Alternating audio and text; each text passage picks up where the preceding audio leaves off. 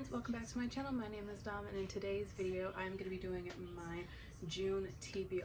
I have not done a TBR or read any books probably since February or early March, so we're going to get back in the swing of things and get reading, so let's just get into this video.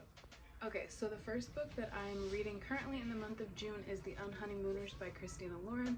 Pretty much the premise of this book is it's like an enemies to lovers kind of book, I guess.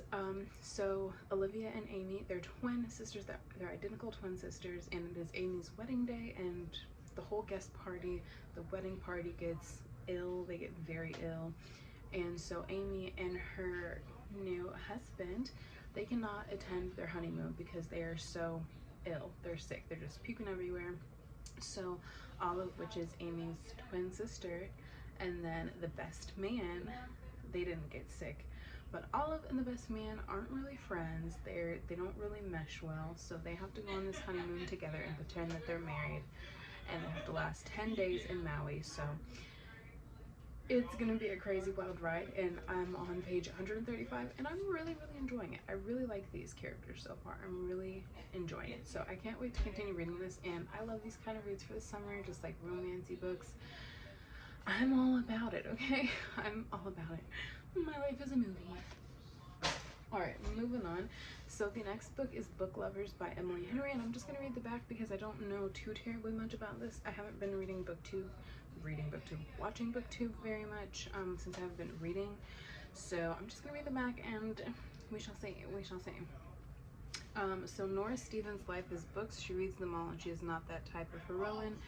Not the plucky one, not the laid-back dream girl, and especially not the sweetheart. In fact, the only people Nora is a heroine for are her clients, from whom she lands enormous deals as a cutthroat literary agent, and her beloved little sister Libby, which is why she agrees to go to Sunshine Falls, North Carolina for the month of August, when Libby begs her for a sister's trip away, with visions of a small town transformation for Nora, who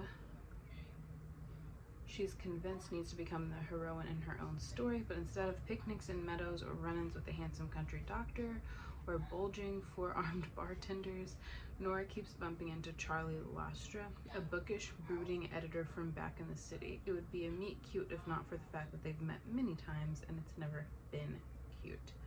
If Nora knows she's not an ideal heroine, Charlie knows he's nobody's hero, but as they are thrown together again and again in a series of coincidences, no editor worth their salt would allow what they discover might just unravel the carefully crafted stories they've written about themselves. So, I don't know, I feel like this is going to be really cute, and I love books like this, so I can't wait to read it.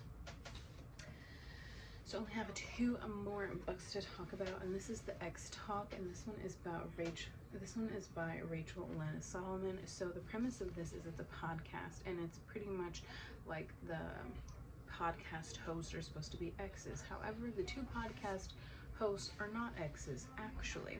So they're lying to pretty much like their listeners, saying that they were exes and like what they've learned, I guess, and things of that nature. And then they slowly start to fall for each other. So I'm excited to see how this turns out, because if this goes left, like, they might not have a job. So I'm excited to see how this turns out. And then the last book I picked up from Barnes & Noble is By the Book, and so I'm just gonna read the back of this one. So yeah, Isabel is completely lost. When she first began her career in publishing after college, she did not expect to be 25, still living at home, and one of the few black employees at her publishing house. Overworked, underpaid, constantly torn between speaking up or stifling herself, Izzy thinks there must be more to this publishing life.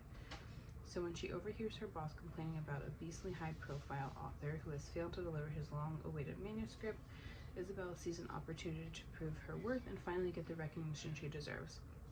All she has to do is go to the author's Santa Barbara mansion and give him a pep talk or three. How hard could it be? But Izzy quickly finds out she is in over her head. Bo Towers is not some celebrity lightweight writing a tell-all memoir. He is jaded and withdrawn, and it turns out just as lost as Izzy. But despite his standoffishness, Izzy needs Bo to deliver, and with her encouragement, his story begins to spill onto the page. They soon discover they have more in common than either of them expected, And as their deadline nears, Izzy and Bo begin to realize there may be something there that wasn't there before. So that looks cute. I feel like this is going to be a really cutesy read. All of my books are romance novels, and I'm living for it. It's also stunning, so I cannot wait to read these ones. I'm gonna do my best to get through the majority of these. However, I don't know, because like I said, I'm finishing a job, I'm starting a job this month, I have trainings to do and stuff like that, so I'm gonna try to read these. So yeah, I will give you guys an update in another video at some point in time.